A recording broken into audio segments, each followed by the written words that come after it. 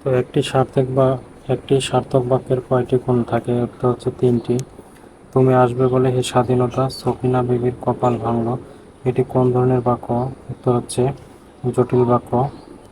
নিচের কোনটি জটিল বাক্য? উত্তর হচ্ছে যখন বিপদ আসে তখন দুঃখও আসে। আমি অত্যন্ত দুর্বল, তাই কোনো কাজ করতে পারছি না, এই বাক্যের সরল রূপ কি? সরল রূপ হচ্ছে অত্যন্ত দুর্বলতাবশত আমি কোনো কাজ করতে পারছি না।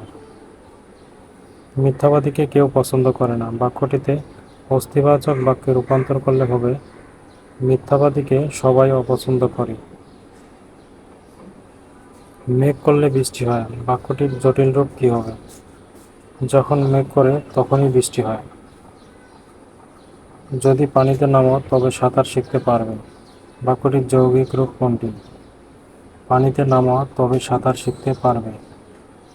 কার্যে ক্ষতি না হইলে তথায় গিয়া অতিথি সৎকার করবে, এটি কোন বাক্য?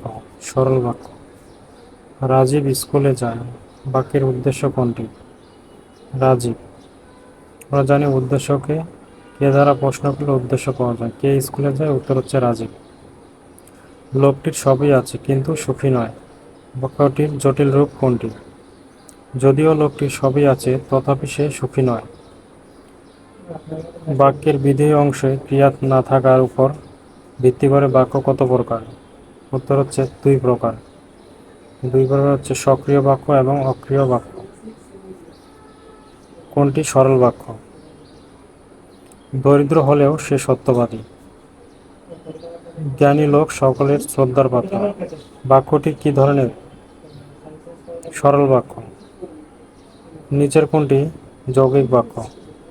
আমার কথা বিশ্বাস করো, তোমার মঙ্গল হবে। কষ্ট না করলে কেষ্ট মেলে না, এটি কোন ধরনের বাক্য? এটি হচ্ছে কার্যকরণাত্মক বাক্য।